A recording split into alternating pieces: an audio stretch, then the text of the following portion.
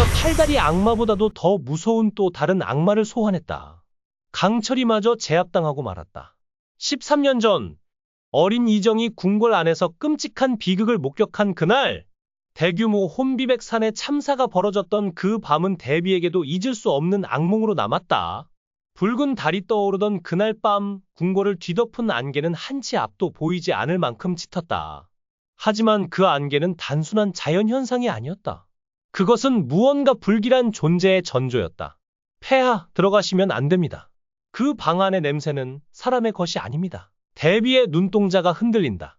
그녀는 그 문을 보는 순간 비틀거리며 물러난다. 아니야, 또다시 반복되는 건가? 그날 밤, 수십 명이 흔적도 없이 사라졌고 남은 것은 붉은 핏자국뿐이었다. 대비는 그때도 똑같이 피로 물든 문을 보았다. 한편 강철은 붉은 기운을 따라 궁궐 뒷마당으로 향한다. 짙은 안개 속에서 무언가가 그의 몸을 스치며 긁는다.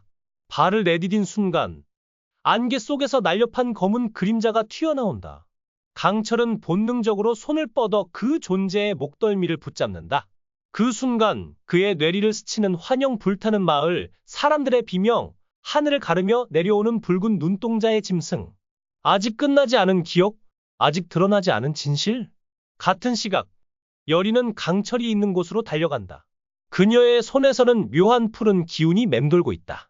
그것은 봉인술이 아니었다. 소환이었다. 그가 아니었다면 안 됐던 이유, 이제 알겠어. 여리의 눈빛은 단호하다. 한편 대비는 과거의 수첩을 꺼내 든다. 그 아이는 다시 돌아올 수 없을 줄 알았지. 과거의 기억이 현재를 침식하며 봉인과 소환의 경계가 무너지기 시작한다. 왕 이정은 진실을 쫓을 것인가, 안정을 지킬 것인가 갈림길에 선다. 여인은 처음으로 그날의 기억을 꺼내든다. 강철, 내가 처음 본 건 내가 아니었어. 강철의 몸에는 비늘이 점점 더 짙게 돋아난다. 무언가가 그를 향해 다가오고 있다. 그의 본능이 경고한다. 오늘 밤 궁궐이 뚫린다. 여리는 궁궐 금단지 깊은 곳으로 향한다. 할머니가 남긴 편지를 손에 쥔 채 그녀는 이렇게 적힌 글귀를 되낸다.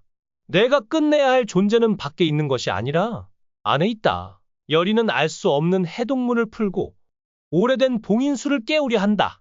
강철은 그녀를 뒤쫓는다. 기억났어. 그날 내가 너를 놓쳤어. 내가 승천하는 모습을 본 아이. 여리는 놀라지만 더 이상 피하지 않는다. 이번엔 내가 널 지킬게. 그 순간 궁궐 서쪽 담장이 무너지고 형체 없는 존재들이 궁 안으로 쏟아져 들어온다. 팔괘기가 아니다. 그보다 더 깊은 어둠. 혼을 갉아먹는 나라기가 깨어난 것이다.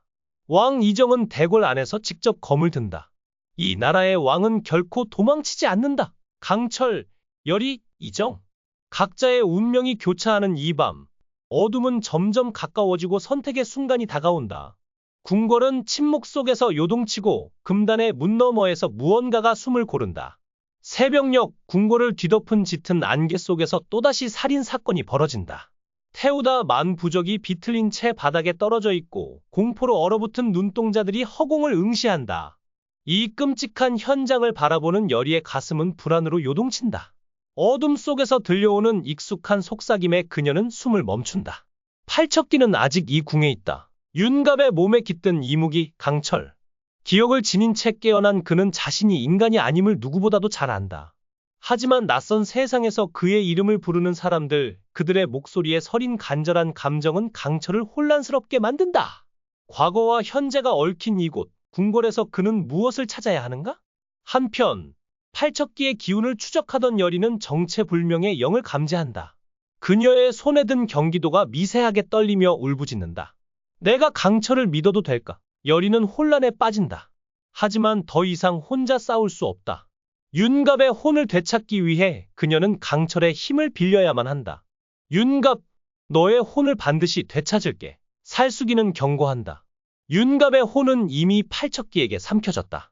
구하려면 또 한 번 금단의 의식을 열어야 한다. 왕 이정 역시 윤갑의 몸에서 느껴지는 섬뜩한 이질감에 의심을 품는다.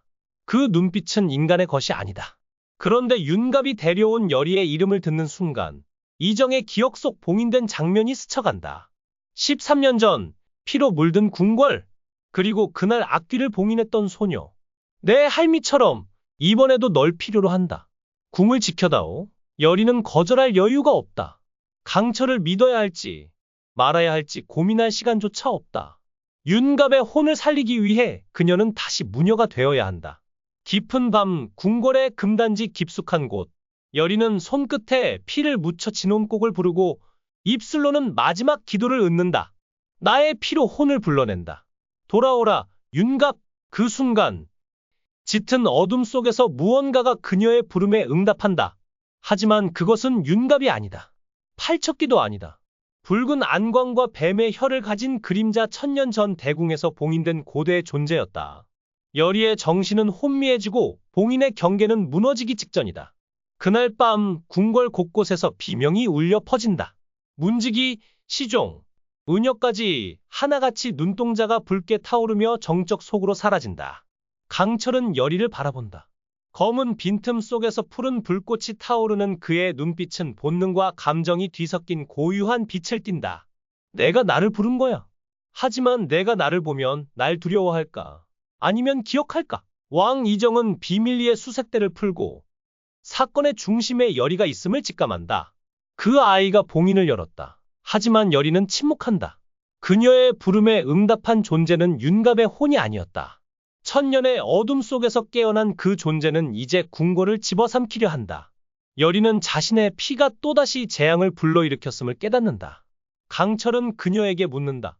왜 내 힘을 원했지? 날 믿은 거야. 여리는 고개를 젓는다. 믿은 게 아니라 필요했어요. 그 말에 강철은 입꼬리를 살짝 올린다.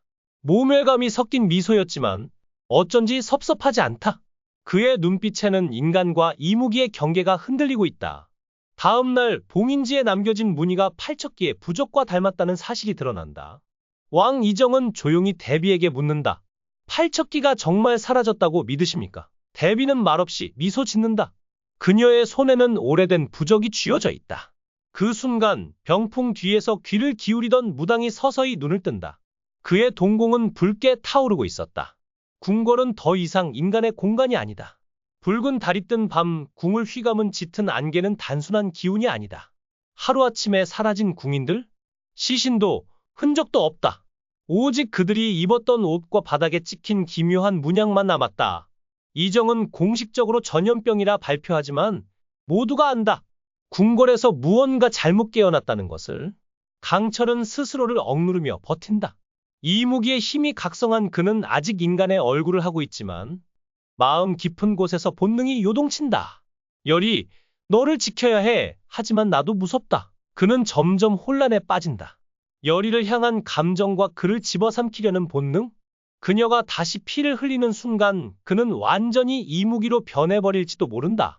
한편 여리는 봉인지의 균열을 막기 위해 홀로 의식을 준비한다.